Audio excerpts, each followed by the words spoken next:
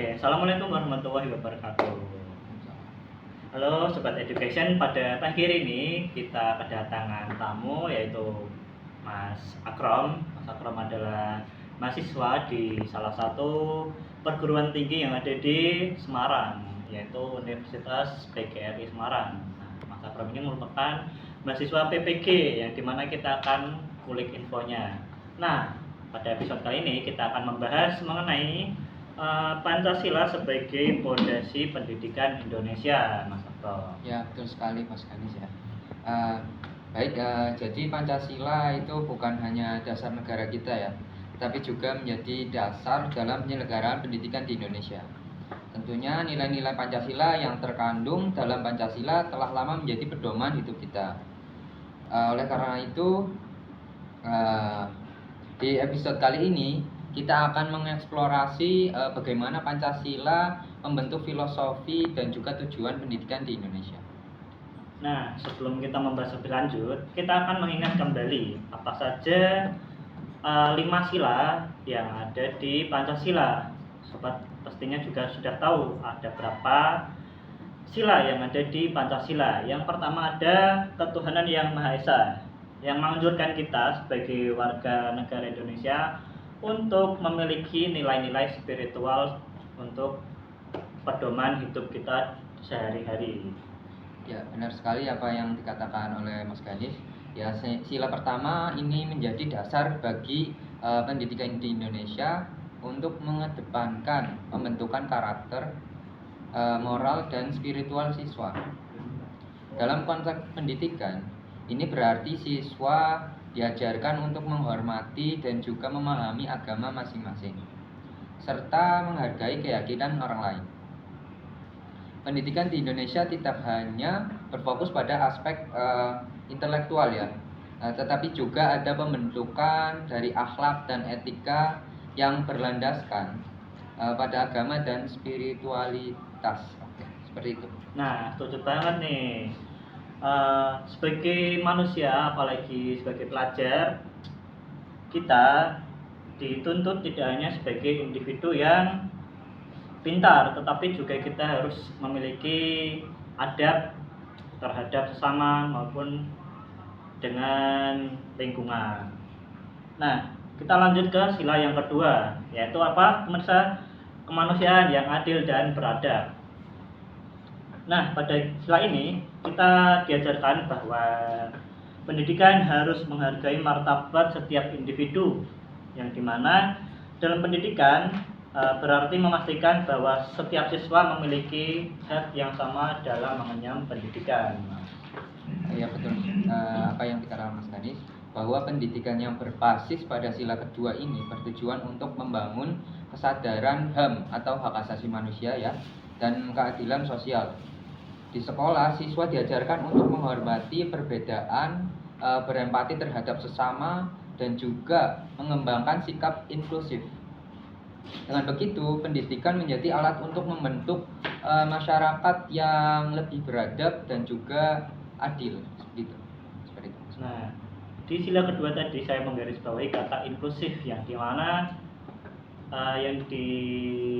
telah dicantumkan pada undang-undang, yang dimana setiap siswa itu berhak untuk mengenyam pendidikannya sama bagaimanapun keadaan siswa tersebut, entah itu siswa disabilitas dan banyak yang kelebihan yang akan didapat dari siswa tersebut. Kita lanjut ke sila yang ketiga. Apa Farisa? Persatuan Indonesia. Ya benar. Pada sila ini kita ditekankan untuk menjadikan pendidikan Indonesia yang memiliki rasa kebangsaan dan persatuan. Apalagi Indonesia adalah negara yang sangat kaya. Tanpa kita sadari, nilai-nilai pada sila ini sudah kita amalkan dalam kehidupan sehari-hari. Contohnya seperti gotong royong dan lain sebagainya. Jadi dalam pendidikan mengajarkan kita untuk menghargai perbedaan dan menemukan kesamaan dalam memperkuat persatuan Indonesia. Ya baik, untuk yang sila ketiga yaitu persatuan Indonesia ya, yang telah dijelaskan oleh Mas Ganis tadi, contohnya juga seperti itu. Ya menurut saya ini salah satu tantangan ya terbesar pendidikan di Indonesia. Kita harus memastikan bahwa sistem pendidikan kita bisa menciptakan rasa kebangsaan terhadap Indonesia tanpa memandang suku, agama ataupun budaya ya. Melalui pendidikan kita bisa menanamkan semangat persatuan sekaligus menjaga keberagaman dan juga jadi pendidikan yang inklusif tersebut dan berbasis pada cinta tanah air. Nah, seperti itu sangat penting bagi persatuan. Nah, betul banget tuh yang sila ketiga. Kita lanjut ke sila yang keempat. Ada kerakyatan yang dipimpin oleh hikmat kebijaksanaan dalam permusyawaratan atau perwakilan. Pada sila ini mengajarkan nilai-nilai demokrasi dalam pendidikan, antara lain pentingnya peran siswa dalam mengambil keputusan, mendengarkan pendapat orang lain, dan mengedepankan musyawarah atau musfakat. Dalam dunia pendidikan, nilai ini bisa kita terapkan untuk memberikan siswa kesempatan untuk berbicara di depan atau meminta siswa untuk berperan lebih aktif dalam kegiatan pembelajaran, seperti itu. Oh ya, jadi dari sila ke empat ya, mengajarkan bahwa kita pendidikan itu harus mendorong terbentuknya individu yang tidak hanya cerdas tapi juga bijaksana dalam mengambil suatu keputusan. Betul sekali ya.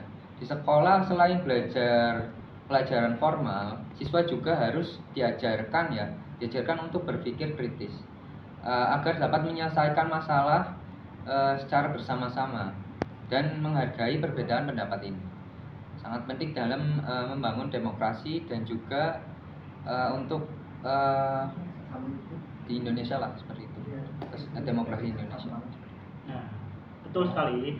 Nah, kita lanjut ke sila yang kelima, yaitu keadilan sosial bagi seluruh rakyat Indonesia. Nah, pada sila ini sangat amat pekat dengan pendidikan di Indonesia, yang dimana setiap warga Indonesia itu harus memiliki pendidikan entah dimanapun dia berada, karena tidak memandang suku, tempat tinggal, ataupun golongan, seperti itu. Baik, apa yang disampaikan oleh Mas Ganis yaitu sila kelima, yaitu keadilan sosial bagi seluruh rakyat Indonesia, bahwa memastikan bahwa pendidikan di Indonesia itu harus merata kan? Ya, betul. Ya. Sila ini juga menekankan pada pentingnya pendidikan yang bisa mengurangi kesenjangan sosial. Jadi tidak ada lagi anak-anak yang tertinggal hanya karena faktor ekonomi atau lokasi, seperti itu. Jadi pendidikan itu terus merata dan membuka peluang bagi siapa saja, di mana saja, agar bisa berkembang secara maksimal. Dan juga untuk mengembangkan SDM yang ada di Indonesia, seperti itu. Nah, karena kita kan sudah berada di zaman digitalisasi, tidak hanya golongan-golongan tertentu yang dapat mengenyam pendidikan. Kalau kita mengulas balik pendidikan di Indonesia kan hanya untuk golongan yang memiliki Mas Atrom, seperti putra-putri dari yang memiliki jabatan, seperti itu, yang hanya bisa mengenyam pendidikan, seperti itu. Hanya orang-orang tertentu lah ya. Iya, orang-orang tertentu yang dapat memiliki pendidikan yang memadai. Kita lanjut. Kalau kita lihat dari kelima sila tadi, jelas bahwa pendidikan di Indonesia ini tidak hanya bertujuan untuk menciptakan individu manusia yang cerdas, tetapi juga memiliki intelektual, juga memiliki rasa cinta tanah air, dan mampu berkontribusi pada masyarakat sekitar. Ya baik, betul banget, seperti yang dikatakan oleh Mas Ganis, bahwa filosofi pendidikan yang berlandaskan pada Pancasila ini sangat komprehensif, yaitu Pancasila mengajarkan kita untuk melihat pendidikan secara holistik, tidak hanya sebatas menguasai ilmu pengetahuan, tetapi juga bagaimana cara kita sehari-hari untuk kita hidup gitu, berdampingan dengan orang lain dalam masyarakat yang majemuk dan adil ini. Dari filosofi pendidikan ini adalah dasar yang kuat untuk membentuk sistem pendidikan yang berkeadilan dan pekerti seperti itu. Nah, dengan kata lain, Pancasila ini sebagai landasan untuk mengarahkan kita untuk menciptakan pendidikan yang tidak hanya menghasilkan generasi yang cerdas, tetapi kita semua masyarakat di Indonesia harus turut mendukung, menjaga agar pendidikan tetap sejalan dengan nilai-nilai Pancasila atau filosofi Pancasila tadi. Nah,